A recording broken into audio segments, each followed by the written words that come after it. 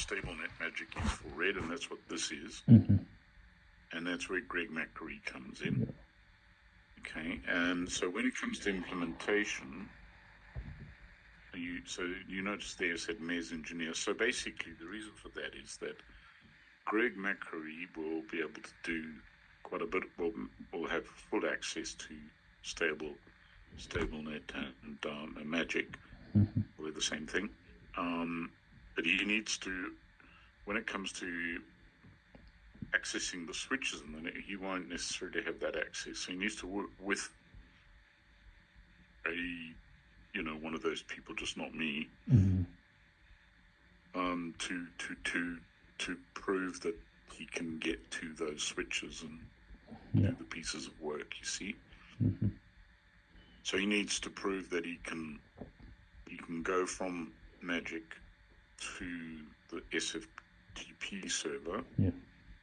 So the first step is the engineer will go and identify an iOS image that is a fix. To be fair, that the process would have identified that. Next step is and that's that flow. Have you seen the TAD, the high level? Yeah, I've seen the TAD, yes. Okay. All right. So step 0 is the approved iOS is identified by the process. Okay, and that's the vulnerability processes. So our first thing is step 1. We've identified our step 1. We then go and we do the health checks on the devices. So the process has identified a fix on iOS. The process has identified which switches have to be updated, and then we take it from there.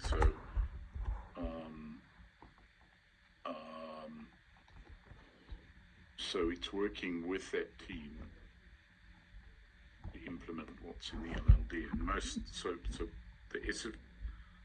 the SFTP will be available. Magic will need to go to it and take a copy of the iOS and essentially copy it to an individual switch, a whole bunch of switches. But before it does that, Magic needs to go and do health checks. So it needs to make, is there enough memory? Yeah, I've got the diagram open, and so I was looking at it. I can see step 0, but and then there's like 2 steps 1s, and I was having like some sort of difficulty understanding it. You must be looking at the wrong version, because mine's only got 1 step 1. Okay. I'm looking at version 0.9. Do you want to share your screen, Mike? Sorry, go on. No. Give me the...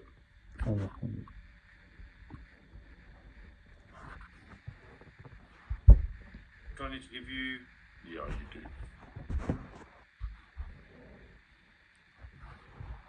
I have to do it on my blue account. You should be able to present. That's on Vodafone, you've given it to me, but I need it on blue. Is there a dependency, Khalid, so for you to do the low-level design, do we need Kyndryl to have their low-level design complete, or the SFTP servers handed over? Saying, for you to complete the low-level design, is there anything from Kyndryl that needs to be done, completed first? Yeah, I mean, because I need to understand the connectivity and stuff, how it will operate, because Kyndryl they haven't shared anything with us. Let's just go over this. Can you see this? Yeah, I can see that. All right. So we need to, first of all, is this still true? We need to establish, is it still going to be in this availability zone? These zones, and because that may have changed. So if that is correct, high level wise, then we're okay. But the bottom line is there's an SFTP server 1 and a server 2. Okay, the detail of what the guys put in the Kyndryl do will be shared with us, presumably in some way. Whether we get visibility of all the IP addresses in there, I don't know. Probably we so that's Kindle, this top bit here.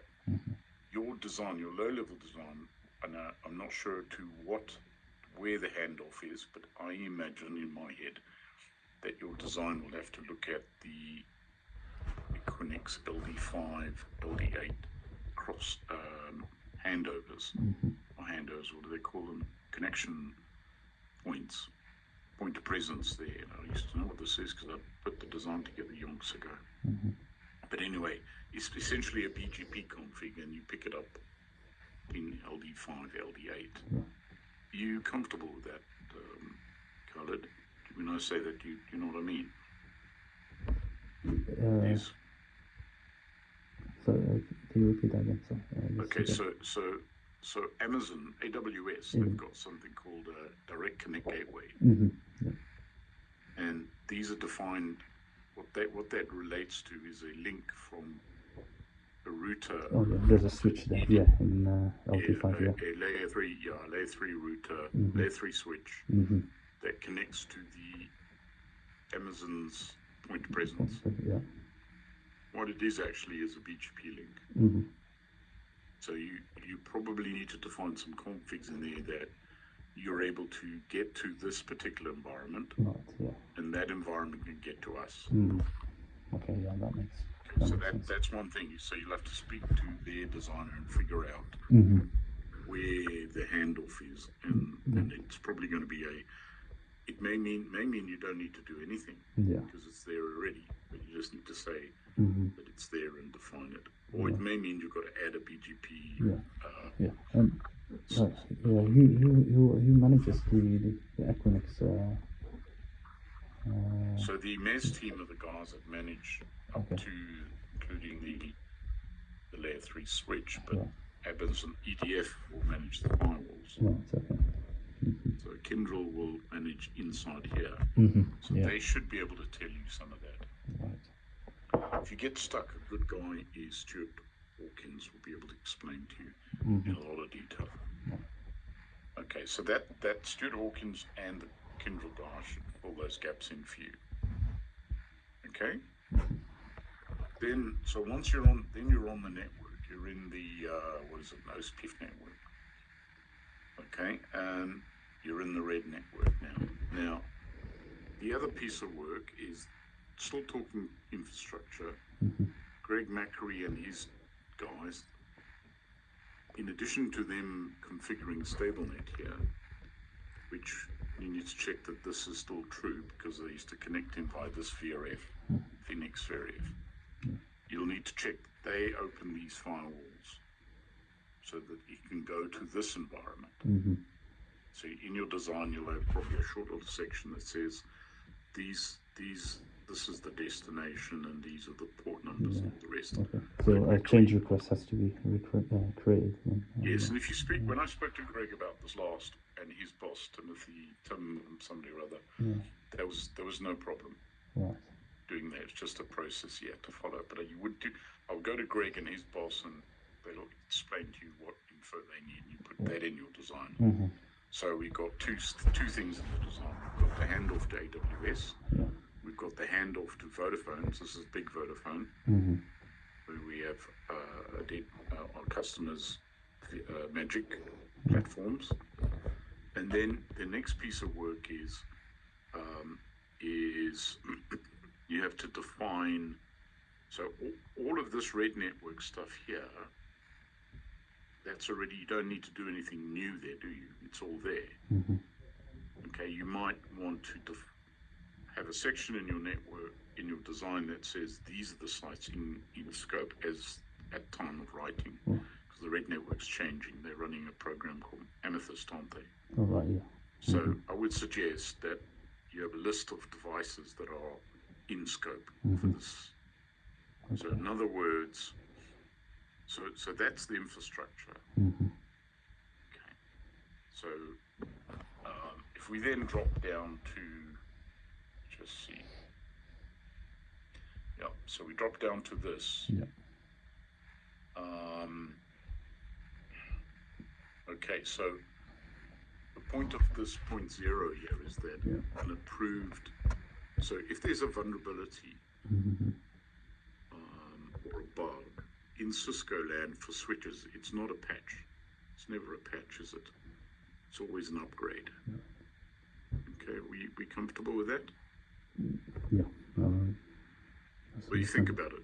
Cisco don't patch the operating system, whereas Windows do, don't they? They have patches which they apply. It's a different thing. Because this is a complete upgrade. So let's say there's a major vulnerability and it gets identified, and they say, okay, we're going to fix that in version 17.5.22a. That's the fix. It's a new operating system. So so in your design, you have to process-wise say, this is the process, the vulnerability management process delivers some information. It says that this is the bug, or vulnerability. This is the fix, and they have to give you an iOS image name, and they have to say, they have to also say, these are the devices that are affected. And it'll be a list of switch and router host names. Okay? You then, the engineer then, has to then manually transfer from the internet, from Cisco, that image, do an MD5 check to make sure it's the correct image. Remember, they will have the iOS number, and along with the iOS, they'll have an MD5 checksum. They do that check, and they ensure that that image is on the SFTP server.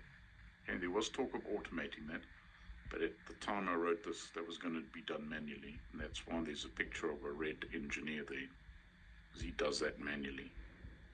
Okay? You okay with that? Yeah, that makes sense. Okay, so now here, and this is probably where you think there's 2 step 1s and all the rest. Well, actually, so what the engineer then also has to do is he has to initiate a pre-upgrade health check. Okay, so he has to go along to Magic using so they'll have a job that's set up. So you go along and automate that job. That job then goes and takes those list of hosts that have been identified in step 0, and it checks them to check that you've got enough memory for that